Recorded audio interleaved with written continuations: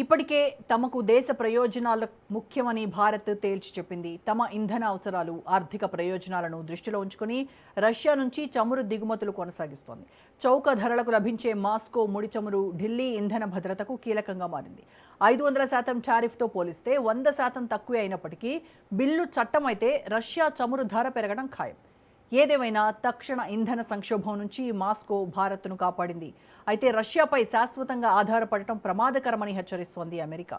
ప్రత్యామ్నాయ ఇంధన వనరులపై దృష్టి సారించాలి అంటున్నారు ఇంధన నిపుణులు.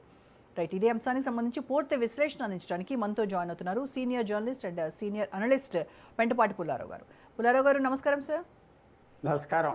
పుల్లారావు గారు, అమెరికా తన ట్రేడ్ పాలసీని ఒక టూల్గా ఉపయోగిస్తూ ఇతర దేశాల సావర్నిటీపై ఒత్తిడి తేవడాన్ని ఈ రోజు ఉన్నటువంటి అంటే నేటి మల్టీపోలార్ వరల్డ్ ఆర్డర్లో మీరు ఎలా విశ్లేషిస్తారు మొత్తాన్ని?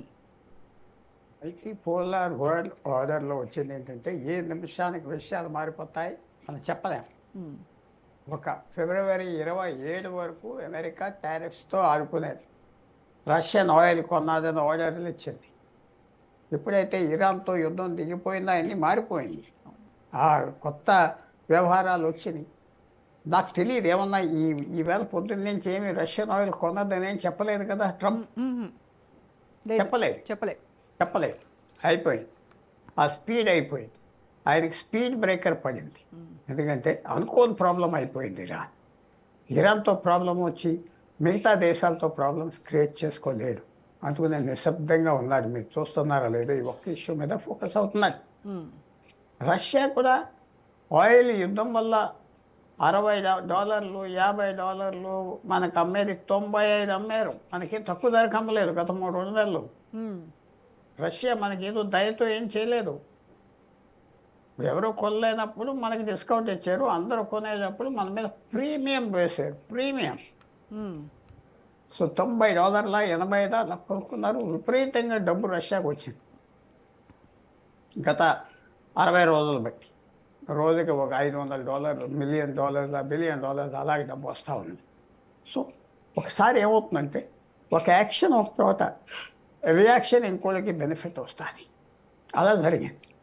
సో ట్రంప్ రష్యన్ ఆయిల్ మీదకి వెళ్తే ఆయిల్ ప్రైస్ చాలా విపరీతంగా పెరిగిపోతుంది. ఆయన గోట్లో దిగిపోతాడు. సో వెళ్ళే ధైర్యం లేదు ట్రంప్. ధైర్యం లేదు. ఆ మాట ఎత్తడే ఇప్పుడు ఎత్తాడు. ఎత్తిన భారతదేశం లెక్క పెట్టదు. ఎందుకంటే కొంత తప్పదు, మీ ఇష్టం వచ్చి చేసుకోండి అనే పరిస్థితి వస్తాయి. మూడోది ఏంటంటే 500% టారిఫ్ ఇదంతా ఎప్పుడు పెట్టారు?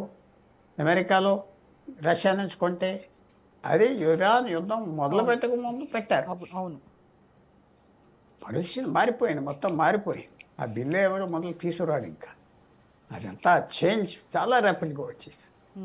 నీకు పాత సామెత, పెద్ద సామెత తెలుసు కదా, లెనిన్ అన్నది. కొన్ని దశాబ్దాల్లో ఏమీ జరగదు, కొన్ని వారాల్లో దశాబ్దాల్లో జరిగిపోయేది జరుగుతుంది అన్న.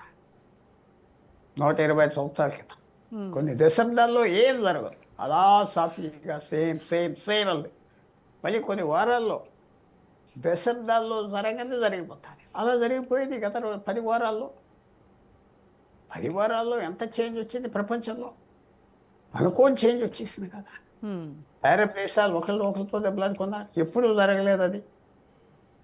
వాళ్ళ మీద ఏం దయ లేదు, మమకారం లేదు. ఇరాన్కి అని తెలుసుకున్నారు. రెండోది అమెరికా, ఇజ్రాయెల్ ఈ మిసైల్ వార్కి ఆప్ చేయలేరు. వాళ్ళ ఐరన్ డోమ్ ఏదో గొడుగులు ఉన్నాయి, ఇనప గొడుగులు ఏం పనిచేయట్లేదు. వార్ఫేర్లో వెనక్కి పడిపోయారు అని అందరికి తెలుసు. ఈ 10 వారాలు తీసుకుంటే అక్కడే యుక్రెయిన్ పై చేయి అయిపోయింది, రష్యా కూడా వెనక్కి చేయి అయిపోయింది యుద్ధంలో. సో ఎంత మార్పు వచ్చింది. ఇంత విశేషమైన మార్పులో ట్రంప్ ఏం చేయగలరు, ఎవరే చేయలేరు. ఒక సునామీ వచ్చినప్పుడు ఎవరో ఆప్ చేయలేరు సముద్రం తీరు. అలాగ ఉన్నది. ఇది ఎక్కడికి వెళ్తుంది, ఎంతవరకు వెళ్తుంది? అంత సునామీ వచ్చినా కొంతమంది బ్రతుకుతారు, ఎవరు బ్రతుకుతారు ఇంకా మనం ఏం చెప్పలేము. సో చేంజ్ ఎస్, కానీ మళ్ళీ చేంజ్లో కూడా ఏం చేంజ్ కూడా లేదు. అది గమ్మత్. ఇప్పుడు భారత్ తన స్ట్రాటజిక్ అటానమీని కాపాడుకుంటూనే ఈ గ్లోబల్ సప్లై చైన్లో ఒక కీలక భాగస్వామిగా ఎలా ఎదిగిందంటారు? స్ట్రాటజిక్ ఆటానమీ అంటే సొంతంగా వ్యవహరించుకుంటారు. యా. దాంట్లో ఒక్కోసారి ఈ పక్కన ఉంటాం, ఆ పక్కన ఉంటాం. మనం న్యూట్రల్ కాదు. న్యూట్రల్కి ఒకటి స్ట్రాటజిక్ ఆటానమీ, వ్యూహపూర్వకంగా ఇండిపెండెంట్గా ఉంటాం ఒకటి, న్యూట్రల్గా ఉంటాం, ఎవరి పక్కన లేవంటాం. మీరు స్ట్రాటజిక్ ఆటానమీ అంటే మన ఇష్టం వచ్చేది చేసుకుంటాం. ఒకసారి రష్యాతో ఉంటాం, ఆ టైం అమెరికాతో ఉంటాం, యుక్రెయిన్తో ఉంటాం. అది సాగాలి కూడా. మన వాళ్ళ ఇంటి ముందర చెప్పాకరతో వెళ్తే సాగు. మనకి సఫిషియెంట్ డబ్బు ఉన్నది, ఆయిల్ కొనుక్కోగలం, అది కొనుక్కోగలం అంటే వాళ్ళందరూ మర్యాద ఇస్తారు. సో భారతదేశానికి ఒక పొజిషన్లో ఇప్పుడు ఇది ఎప్పుడు నేను అంటున్నా, యుద్ధం మనకి చెడు జరగలేదు, మంచి జరిగింది అంటున్నాను. ఎందుకంటే దీనివల్ల మనకి పెద్ద మార్పులు రావటం కాదు, దీనివల్ల మనకి ఇది ఒక రకమైన మంచి వ్యవహారం జరిగిందని నేను భావిస్తాను. యుద్ధం వల్ల మనకి మార్కెట్స్ ఏమిటి, మన పక్క దేశాలు ఏంటి, ఇవన్నీ ఎలా ఉన్నాయి అన్నీ మనకు అర్థమవుతుంది. సో మనతో ఎవరు స్నేహంగా ఉన్నారు, మనతో ఎప్పుడు ఇదంతా ఆయిల్ మనకు అమ్ముతున్నారు అంతే కదా, ఫ్రీగా ఇవ్వట్లేదు కదా. ఫ్రీగా ఇవ్వట్లేదు. ఆయిల్ షార్టేజ్ లేదు ప్రపంచంలో, ఆయిల్ సర్ప్లస్గా ఉన్నది. ఇంత తీవ్రమైన యుద్ధం జరిగి హార్మోజ్ భారతదేశానికి వచ్చే 80% ఆయిల్ అంతా ఆగిపోయిన, ధరలు అంత పెరగలేదు కదా. $200 అయిపోతుంది, 300 అయిపోతుంది అన్నారు. ఎక్కడ పోయింది చెప్పండి. అవ్వలేదు.